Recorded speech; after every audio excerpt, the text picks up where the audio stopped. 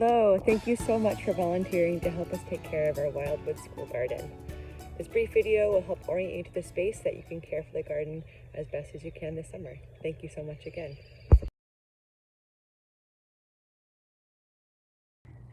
Here is the Wildwood school shed with all of the tools that you will need for summer garden care. The shed code is included in your instructional email, and we have in here lots of things for you to use. Most importantly will be the hoses. This green hose is a no kink hose that works really well and should stretch most of the way into the garden from the spigot, which I will show you soon. We also have some child-sized tools available, as well as some adult-sized tools, namely this scuffle hoe here and some shovels, and lots of hand tools available, hand rakes and spades as well. The key, the hose key, is kept above the garden shed door, and this will enable you to turn the hose on.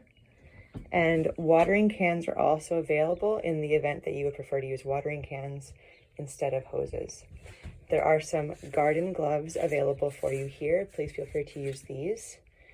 And there is a trash bag that sits right here in the corner for any litter that you find around the school garden. Please just pick it up and throw it in the bag, and I will periodically be coming to throw that away.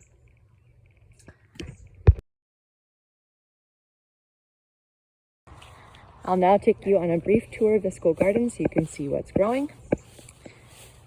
We have here a bed of red beans from Nicaragua, which were planted by 4th and 5th graders, as well as some red onions that have been transplanted into the bed as well. Everything else in the bed can go. So if there are any other weeds coming up other than these bean plants and the onions, please pull those. And we have here 2 beds of a combination of okra and zinnia flowers. So the okra is getting a little bit nibbled, but hopefully it'll make it through. There are probably about a dozen plants in each bed and nothing else. So if you see anything that looks like a smaller weed, actually we have 1 pepper plant here, but everything else can get pulled. And here again we have 1 pepper plant, a zinnia, but mostly okra that is growing around the bed. Hopefully the mulch will hold back some of the weeds. This is a bed of all zinnia flowers. And here is a bed of corn. This bed here is wheat that was planted by 5th grade students, and that it is a type of grass. So if it looks like we're growing grass, we are. But we just planted some more seeds to fill in these holes. We should be seeing little grass seedlings coming up. Any other weed that you're finding in the bed, like lamb's quarters, can get pulled. Anything that doesn't look like grass. And here are our potato plants, which are doing so beautifully. One job that will need to be done periodically throughout the summer is continuing to mound soil around these hillocks. We have planted our potatoes into these soil mountains, which can get carefully weeded, but also we need to be extra sure that the potato tubers do not come in contact with any sunshine while they're growing. Otherwise they produce a toxin, and the potatoes can become poisonous. So if you can, after you've weeded the hillocks, you can scooch some soil from in between the hillocks and pat it down around the plant, just making sure that there are no tubers that get exposed. Right here we have a bed of carrots, and at some point this summer these will need to be thinned slightly. There aren't a ton growing in the bed, but anything that isn't this really beautiful, feathery, delicate plant can get carefully pulled. And while these carrots are still small, we need to be very gentle around the root systems. If they get disrupted, they will not be happy plants. And in this bed, we are going to be transplanting some Ukrainian rice seed that was started by some 5th grade students. It is still germinating in the Brookfield Farm greenhouse, so there's nothing in this bed yet. But eventually you will see some clumps, hopefully, of a grassy looking thing that will be rice. Down here at the end, we have a bed of strawberries. Here are the young strawberry plants. This year, since they are new plants, we don't want them to produce any flowers or fruits. We want the plant's energy to be put into growing more stems and leaves. So if you see these plants flowering or fruiting, please just gently pinch the fruits and the flowers off of the plant. I don't see any right now, but you can just go in and gently pinch off the flowers, which will redirect the plant's energy back into the leaves.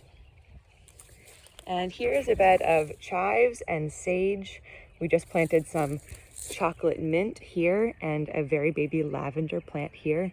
Please help yourself to this harvest. We have an abundance of sage and chives. You are welcome to be harvesting from this whenever you come to volunteer at the school garden. We have 4 more beds over here. We have another bed of flowers. These are zinnias and marigolds. The marigolds are here, zinnias are here. And this is a bed of cucumbers.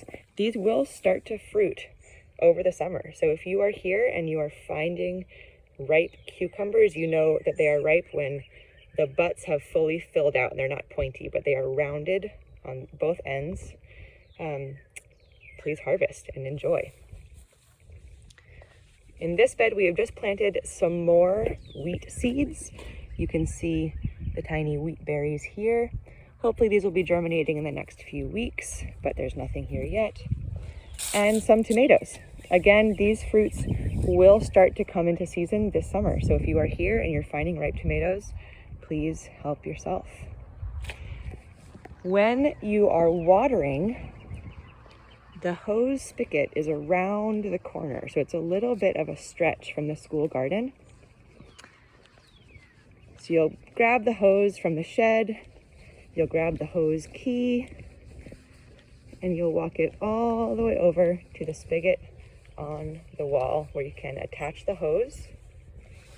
And then the hose key fits into the hose like this and can be turned on by turning it counterclockwise.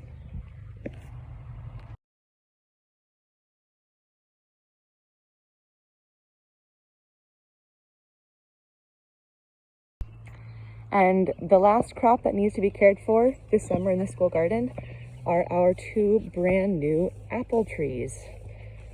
5th grade again planted 1 Roxbury russet and 1 Liberty apple. And as these are new trees, they will really need a lot of water. So it might need 2 hoses connected together to reach up to the hillside, but please really give these plants a good soaking whenever you are here. Maybe 2 minutes per tree would be wonderful. And about 2 minutes per bed generally is a good rule of thumb, unless it's been raining recently. But if it's been super dry, these plants will all be very thirsty. Thank you so much again for your time volunteering this summer. We are so grateful for your support, and please feel free to reach out if you have any questions. Happy gardening.